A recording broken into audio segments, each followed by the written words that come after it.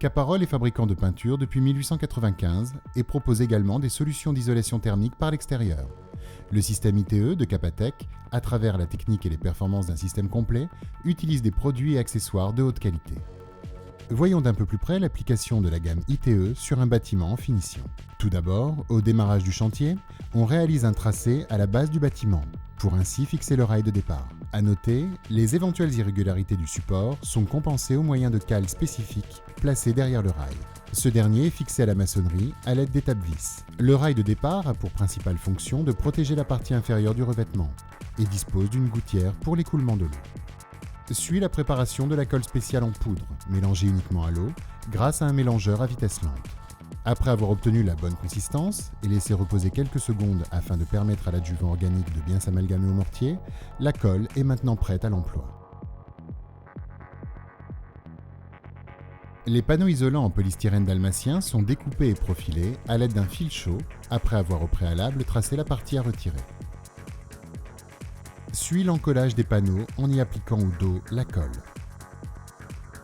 N'oubliez pas qu'il est très important que les joints verticaux doivent être décalés afin d'avoir une bonne répartition et adhésion à la surface. L'alignement se fait à l'aide d'un niveau. Les panneaux sont directement positionnés côte à côte en contrôlant toujours la planéité. De même que les joints verticaux, il est très important de réaliser un décalage au niveau des angles lorsque les coins des panneaux ressortants ne sont pas collés au mur. Une alternative à l'encollage, le système de fixation mécanique sur rail. Cela consiste à insérer des panneaux spéciaux rainurés dans les rails PVC fixés à une distance de 50 cm. L'épaisseur des rails est conçue pour compenser les écarts de niveau afin que ces derniers soient directement fixés au support muraux. Ensuite, on insère entre les panneaux des profils d'entretoise spécifiques. Au dos de chaque panneau, on applique un point de colle pour le stabiliser et éviter tout effet tambour en cas de vent ou vibration du support. La différence d'épaisseur entre l'ancienne partie du bâtiment et la surélévation du toit est compensée par le profil des panneaux. Après durcissement de la colle, on peut appliquer les chevilles agréées sur des points précis, aux angles et au milieu des panneaux. On perce, on insère la cheville, on visse avec une fraise spécifique qui pousse la cheville sur l'épaisseur du polystyrène. Puis on ferme avec un bouchon isolant. Résultat, aucun pont thermique. Si le support est constitué de béton recouvert de fibrociment ou encore de bois ou de tôle, on utilise alors des chevilles spéciales avec vis autoperforantes. On insère la cheville, on visse, en faisant en sorte que la tête de la cheville soit parfaitement alignée sur la surface, et on scelle avec le petit bouchon isolant. Au niveau des points de fixation des volets et des charges lourdes en général, on positionne des éléments spéciaux en plastique avec des plaques d'acier intégrées. On évite ainsi tout pont thermique localisé. Passons à présent aux opérations de renfort du système Capatec. On commence par les armatures diagonales. Il est fondamental de prévoir des mouchoirs d'armature orientés à 45 degrés au niveau des angles des ouvertures, et ce, pour éviter l'apparition de fissures.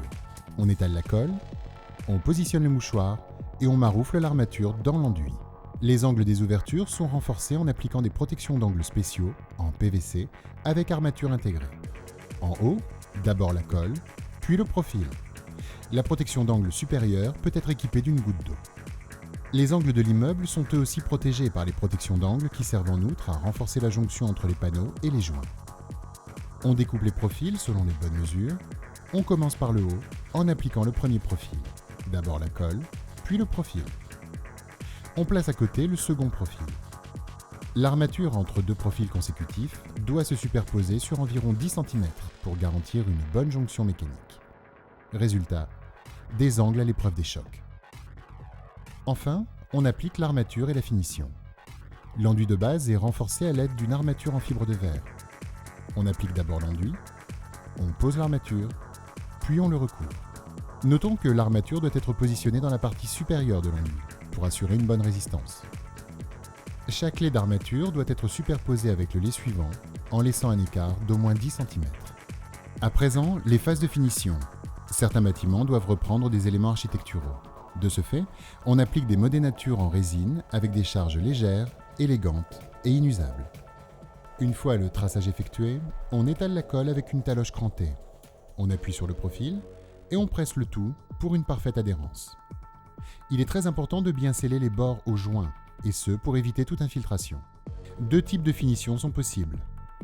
On applique un fixateur teinté qui renforce la protection et favorise l'application suivante du revêtement. La teinte doit être similaire à celle de la couche d'enduit de finition, qui donnera sa couleur à la façade. On l'applique sur les surfaces planes et sur les profils en relief. Après séchage du fond, on applique l'enduit de finition teinté. Il s'agit par exemple d'un enduit acrylique modifié siloxane pour la meilleure performance. Hydrofuge, excellente perméabilité à la vapeur d'eau et protection du film contre algues et mousse. L'application s'effectue en étalant le produit à l'aide d'une taloche en inox, puis en le structurant avec une taloche en plastique.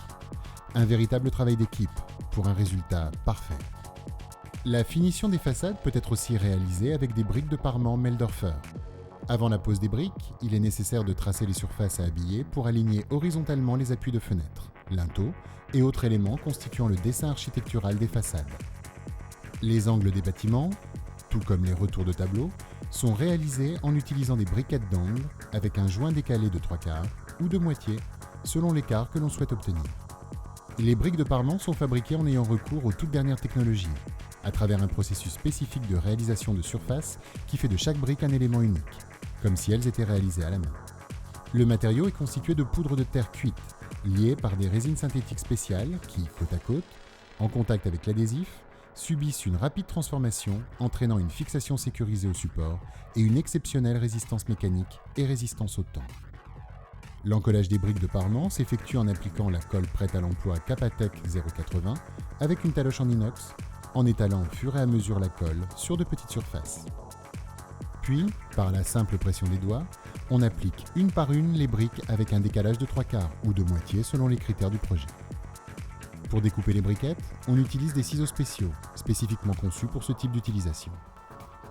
La largeur des joints entre les briques sera comprise entre 10 et 13 mm selon les dimensions des surfaces à habiller, tandis que la colle spéciale, qui dépassera des joints, sera lissée à l'aide d'un pinceau spécial pour assurer l'imperméabilité du système. Un léger dépoussiérage à l'aide d'un pinceau s'avérera nécessaire pour nettoyer la surface réalisée. Une astuce ? Pour rendre l'aspect final des façades encore plus agréable à l'œil et plus naturel, nous avons utilisé des briques de parement à 2 tonalités différentes en fonction du projet. Comme vous avez pu le voir, Capatec ITE est le meilleur système d'isolation thermique par l'extérieur. Il isole parfaitement le bâtiment, aussi bien l'hiver que l'été, et repose sur une expérience de plus de 50 ans, éprouvée tant en laboratoire que sur chantier, sur des produits de haute qualité intégrés dans un système complet et sur la technique d'application professionnelle Caparol. N'hésitez pas à nous contacter si vous avez la moindre question. Sachez que Caparol a également mis en place une formation destinée à optimiser l'utilisation de ces produits.